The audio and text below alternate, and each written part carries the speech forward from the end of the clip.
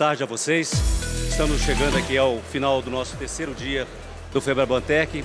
Nesses 3 dias nós debatemos, não só trouxemos aqui as questões de tecnologia, mas debates sobre temas importantes, sobre as questões contemporâneas relativas ao Brasil e ao mundo. Então estamos chegando aí neste final e para a gente apressar um pouco aqui, nós teremos aqui ao final uma fala de Ilan Goldfein, ex-presidente do Banco Central e diretor para o hemisfério ocidental do Fundo Monetário Internacional. Depois teremos a fala dos CEOs, dos presidentes dos bancos e finalmente de Roberto Campos Neto. Eu chamo aqui para a gente ganhar tempo para ouvir Ilan Goldfein, diretor do Fundo Monetário Internacional. Por favor, Ilan. Boa palestra para você. Grande, João. É um prazer estar aqui no Brasil, falando com vocês, a convite da Febraban, com tantos amigos aqui presentes. Hoje eu sou diretor do Hemisfério Ocidental, do Fundo Monetário Internacional, o que significa que eu sou responsável pelas Américas, desde Estados Unidos, Canadá, até o Cone Sul. E o que eu vou fazer hoje é simplesmente falar para vocês um pouco da nossa visão sobre a região, onde é que está indo a região, Estados Unidos, quais são os próximos desafios. Então, primeiro, eu vou contar uma boa notícia. A recuperação econômica na América Latina, até o momento, tem sido melhor do que esperado. Veio com uma consequência que é uma inflação maior. No entanto, olhando para frente, vai inverter. O que fez os países estarem bem, na verdade, agora vai inverter. Nós vamos ter um aperto monetário, já está tendo, uma desaceleração global, e as commodities que estavam dificultando a inflação, agora vão ajudar na inflação, mas vão piorar a capacidade do termo de troca dos países. Isso leva a ter um desafio de política econômica que a gente tem que colocar, e no final eu vou resumir esses pontos. Então, primeiro, a boa notícia. Olha só a pandemia e a volta. Esses são os 5 maiores países da América Latina, os LA5. Você vê que o Chile caiu e é o que mais recuperou, logo depois a Colômbia, e todos os 2 países agora estão apertando a política por causa da inflação, mas logo depois temos o Brasil e o Peru. O país que está demorando para voltar para o nível pré-pandemia é o México.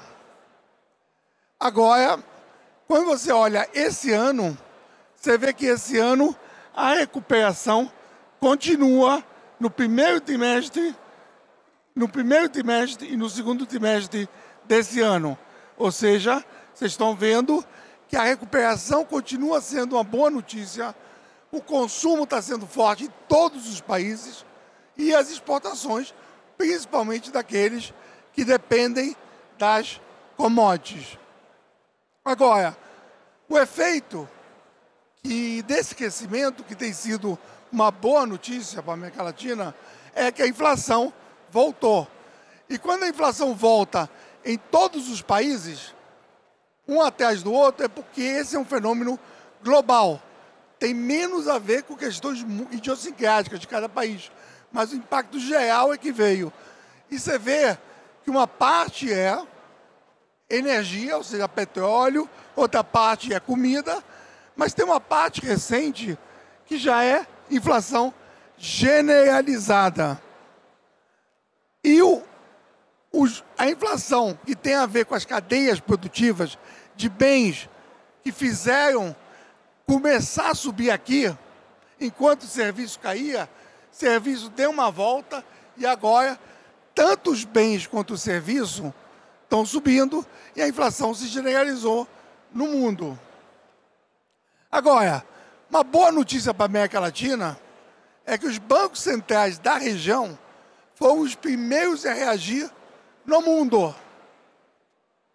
Isso significou que os juros que estavam, por exemplo, 2% no Brasil, voltaram, subiram bastante. Chile, menos, subiu. Todos os países da América Latina, o mesmo comportamento. Juro muito baixo, teve que subir.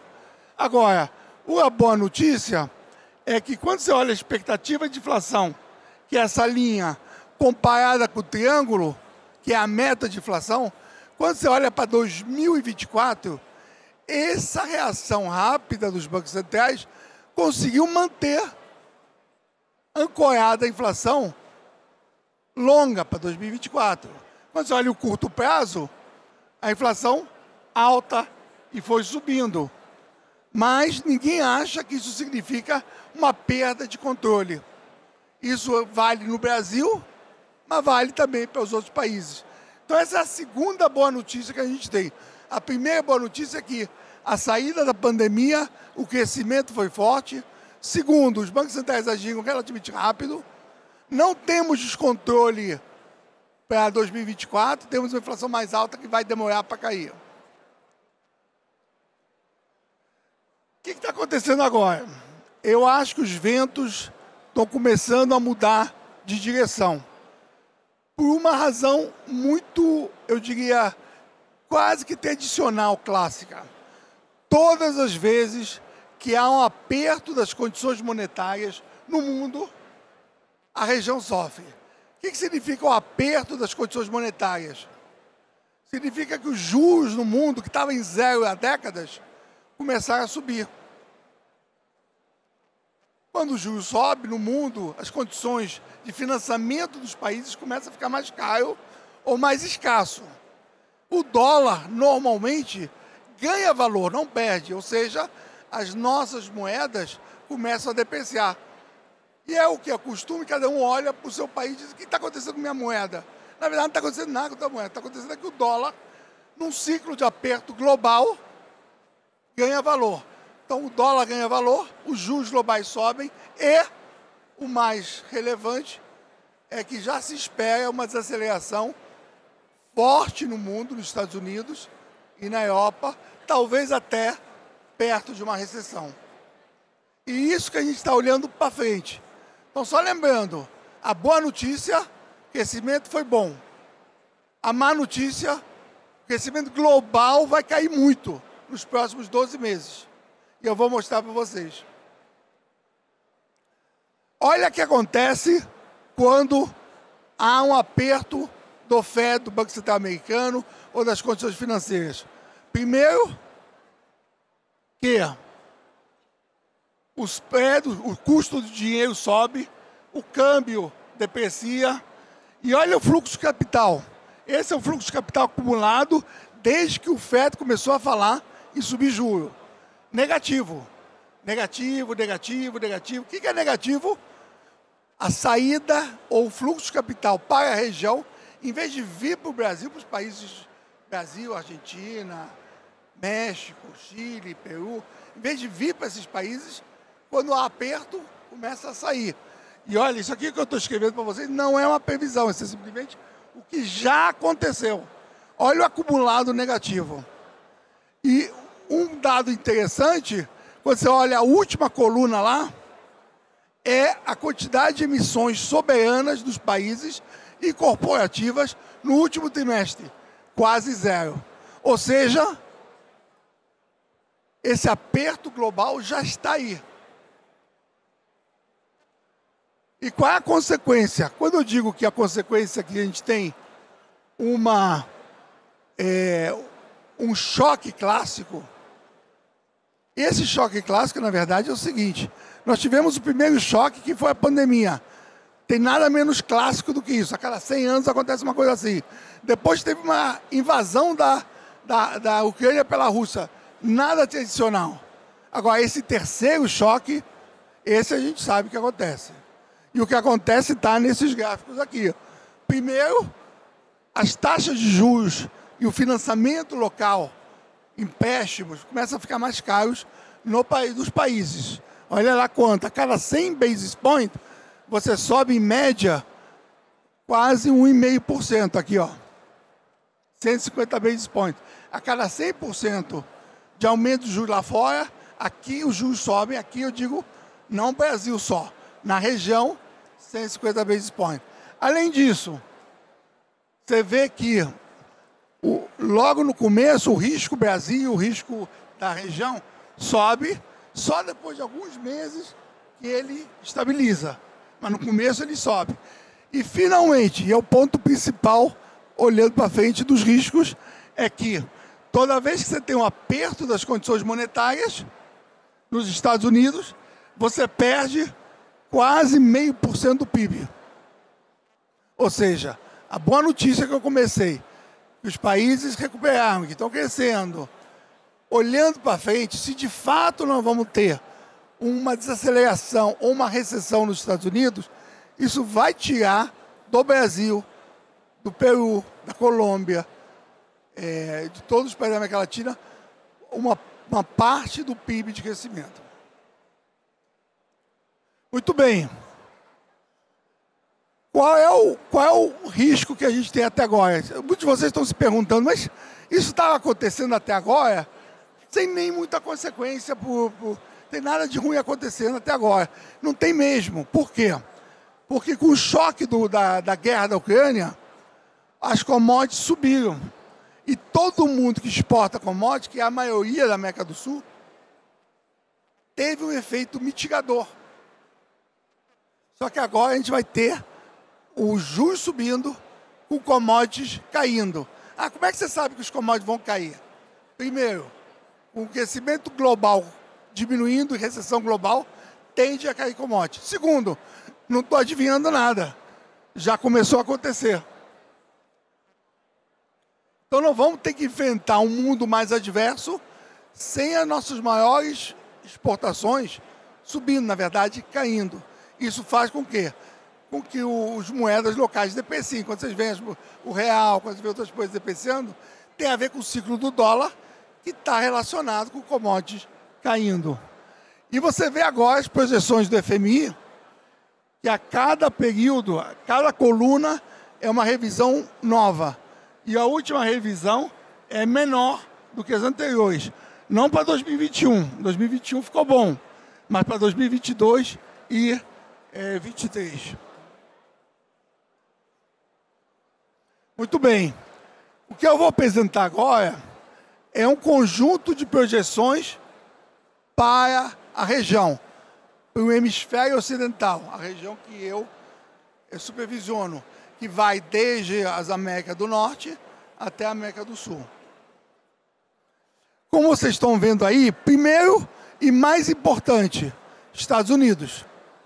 Estados Unidos, aqui, está com uma projeção de crescer 2,3 e 1,0. Na verdade, o viés aqui é de baixa, porque os números estão vindo mais baixos. E existe a possibilidade de escapar da recessão só de uma forma uma probabilidade pequena. É possível que a gente tenha números negativos para os Estados Unidos. Canadá, a mesma coisa, números caindo. Vocês estão vendo que as últimas duas colunas são a diferença, o que mudou. O interessante de ver é que para a América Latina, o que nós observamos, olha só, Brasil teve um aumento da projeção de quase 1%, 0,9%. Mas os outros países também, 0,3%, 0,5%, 0,4%. Ou seja, a surpresa desse ano foi boa. Agora, quando você olha o que mudou para frente, nós tivemos que ajustar o crescimento para frente para baixo. E esse porque? Pelo terceiro choque, o choque de aperto das condições de recessão no mundo, que provavelmente vai tirar crescimento em 2023. Muito bem, qual é o desafio em política econômica? Primeiro, a inflação subiu. Vocês viram lá que subiu em todos os países. 10%, 9%, 12%. Todo mundo está com a inflação alta. Então, tem que continuar preocupado com a inflação. No entanto, quando as commodities começam a cair, é bom para a inflação. O preço do petróleo cai, preços de alimento cai. Então, tudo que a gente teve do outro lado, que é a inflação alta, mas as economias relativamente bem, porque vendiam aquilo, sim, vai inverter. A inflação vai ter um pouco de ajuda das commodities caindo, da recessão, mas em compensação a gente vai estar em recessão, o que significa que vai ter dificuldade. Então, vai se inverter. O que você precisa fazer? Você precisa, ao mesmo tempo, trabalhar algo que é muito difícil para a América Latina no momento. É trabalhar a estabilidade macroeconômica, ao mesmo tempo em trabalhar as questões sociais. Vocês perceberam que na América Latina houve vários protestos, várias mudanças de governo, muita discussão. Hoje em dia, a estabilidade macro, a estabilidade da dívida, a estabilidade fiscal, ela tem que vir simultânea com a estabilidade e a sustentabilidade social. Ou seja, os governos vão ter que fazer uma opção. Elas vão ter que gerar o superávit, mas gerar o superávit de uma forma progressiva, defendendo os mais vulneráveis, defendendo aqueles que de fato estão precisando no momento. Isso não é fácil de conseguir, mas não é um desafio só do Brasil, é um desafio de toda a região. Agora, como é que você consegue fazer isso? No curto prazo, você faz opções, que são duas. Mas no médio e longo prazo, a única forma de juntar as duas coisas é sair da estagnação de crescimento do PIB per capita da região, que é o último ponto aqui, que é crescimento potencial, produtividade, capacidade de investir, educação, tudo que a gente vem falando há algum tempo. Se não fizer isso no momento, você não vai conseguir juntar a sustentabilidade econômica com a social na região.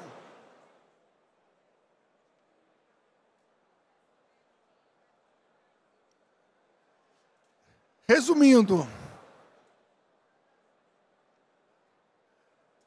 boa notícia, crescimento tem sido robusto até agora. Efeito colateral, esse crescimento veio com commodities subindo, problema cadeias produtivas, inflação no mundo, deu inflação em tudo quanto é lugar. Todo mundo subiu os juros subiram mais rápido aqui, no Brasil e na América Latina. Só que agora está subindo Estados Unidos, Europa, até no Japão, que não tinha inflação, está começando a ter um pouco de inflação. E quando os juros sobem no mundo, muda de figura completamente. Tivemos 3 choques nos últimos anos. O choque da pandemia, completamente inesperado, depois de 100 anos. Um choque da invasão da Rússia e da Ucrânia, também inesperado. Só que nós vamos enfrentar agora o terceiro choque, que é um choque que nós estamos vendo acontecer, que é os juros subindo, os bancos centrais apertando e a recessão vindo no mundo. Isso nós sabemos a consequência. Os fluxos de capital invertem de lado, o dólar fica forte, os juros do país sobem e o crescimento diminui. Então, o que é uma má notícia em termos de crescimento, na verdade, ajuda na inflação. Então, percebe que todas as nossas preocupações, à frente, vão inverter. Nós vamos estar cada vez mais preocupados com o crescimento e menos preocupados com a inflação. Vai demorar. Não é para 2022, talvez nem 2023, mas a partir de 2023 você vai começar a ficar mais preocupado com o crescimento, porque o mundo vai estar mais perto da recessão, com o commodity caindo, que não é bom para quem exporta commodity, mas a inflação melhora. É o inverso. O que você precisa fazer nesse momento? Só resumindo a política recomendada. Não dá para ter sustentabilidade econômica e sustentabilidade social. Nós estamos vendo isso acontecer país após país na região. Tem que fazer simultâneo, tem que fazer opções, tem que agradar quem é mais vulnerável, desagradar quem é menos vulnerável.